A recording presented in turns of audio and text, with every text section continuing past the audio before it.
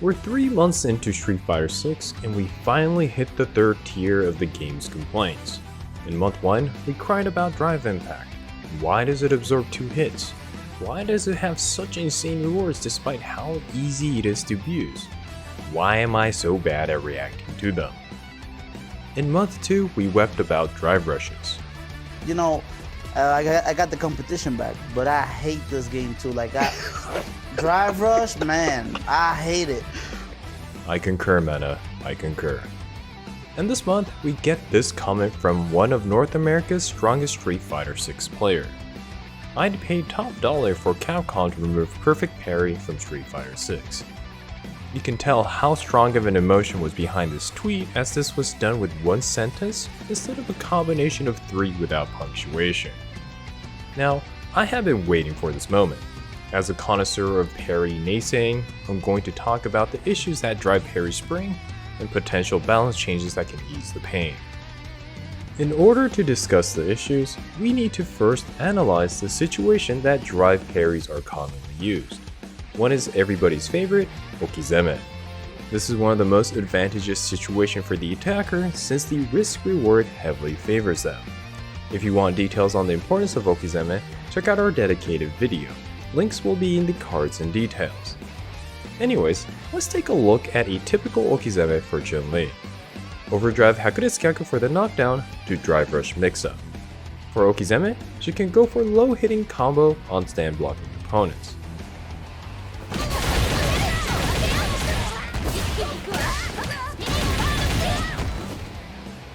An overhead combo for low blocking opponents,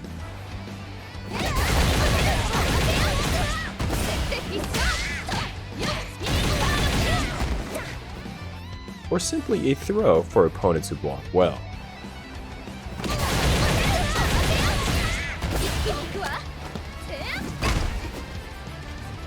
This is the classic rock paper scissors of fighting game Okizeme. If parries did not exist, the only way out of this situation is to block the strikes,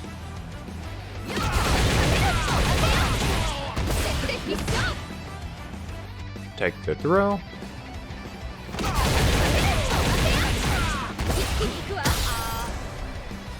or try to do an invincible reversal.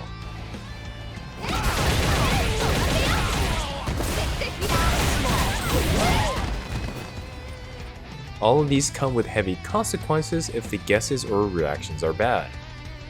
If you block the wrong direction or attempt to tech a throw on a strike, you eat a full combo and most likely end up in another Okizeme situation.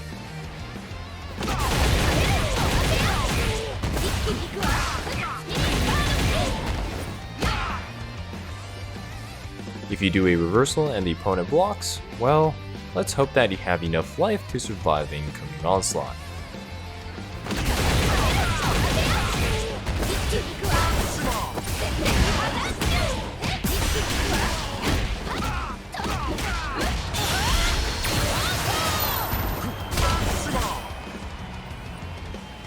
This is why you sometimes hear the ancient words echo through the chambers of the FGC.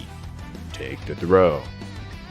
Throws in most situations do less damage than strikes, and the Okizeme situations are not as good.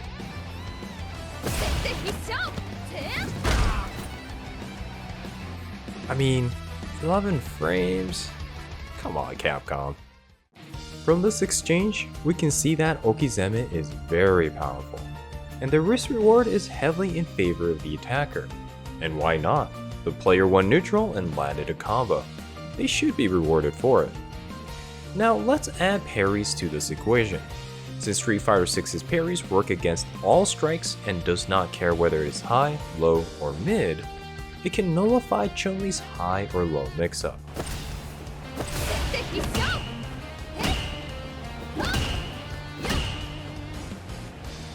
On top of that, if the parry is timed correctly, you get a perfect parry, which can lead to a full combo in Okizeme.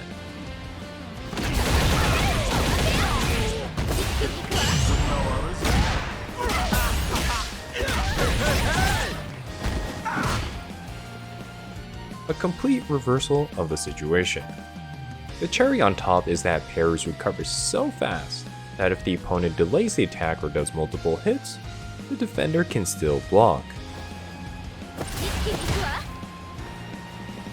And if they don't want to risk blocking further mix-ups, they can also hold parry to continue nullifying strikes. So the smart thing to do is to time the parry to attempt a perfect one, then block or continue parrying in case a delayed or subsequent attack comes. With all that said, how do we counter this powerful move? Well, the only thing that beats it are throws. And if you remember our previous comment about throws, some characters do not get much Okizeme from it. So against characters like Chun-Li, especially mid-screen, there is almost no reason to do overdrive reversals when you have enough health to take the throw. Why risk eating a massive combo when you can nullify all strike mix-ups and possibly get lucky and do a perfect parry combo into your own Okizeme? The risk reward becomes completely skewed. Now Capcom tried to balance this by having throws punish counter parrying opponents. Chun-Li's throw damage is increased from 1200 to 2040, the opponent loses a bar of drive meter and goes into hard knockdown state. Oh, and you get a slight zoom in for that mild special effect. Yay. Is this damage increase better than getting a combo? Well, for most characters and situations, absolutely not. For characters like Chun-Li, strike combos have a lot more damage potential and usually gets much better Okizeme. Characters such as Zangief and Manon, however, may be able to put more risk towards people who abuse parries since they have command grabs that do massive amounts of damage.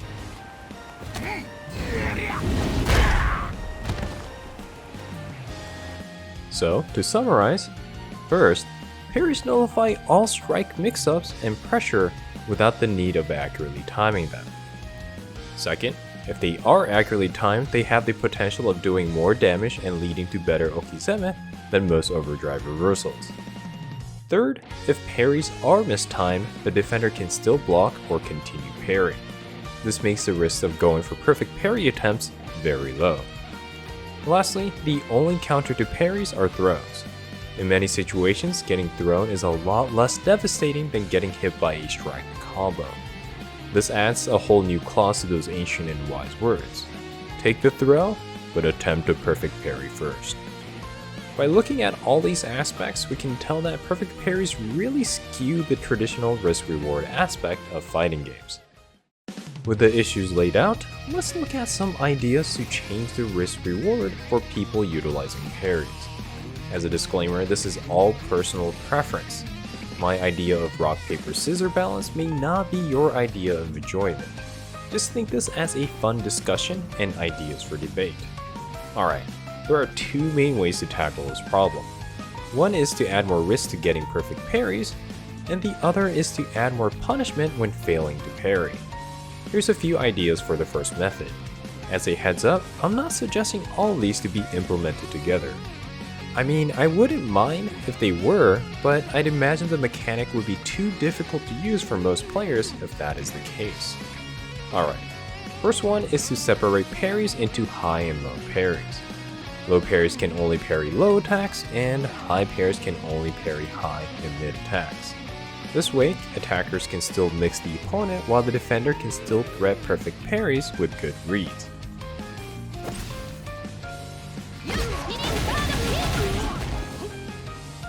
Second is to remove the ability to hold the parries and increase the recovery. By doing this, the attacker can bait parries and punish accordingly. Think it like JP's Amnesia.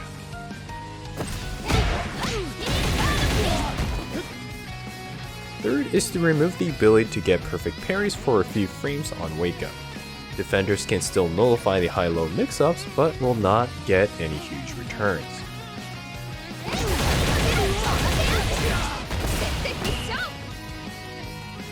Now let's go over some ideas for the second approach, which is to increase punishment potential for failed parries. First is to increase the amount of time that the opponent stays knocked down after a punish counter throw. This would allow characters to get good Okizeme in exchange for limited damage compared to strike combos.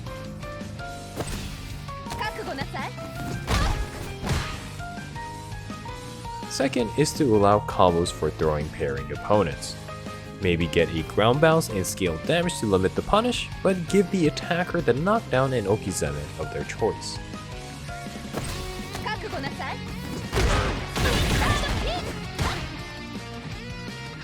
With that said, these are my current thoughts on why parries are an issue in Street Fighter 6 and how they can be balanced to fix those problems. Do you agree with these ideas? Do you have better change suggestions? Or do you think they are fine as they are? Let me know in the comments. As a heads up, I'm not saying that parries are the end all to defense and you should never block. We've been seeing some interesting tech develop such as baiting parries and getting guaranteed drive impacts in the corner. Perhaps I'll talk about that tech in another video.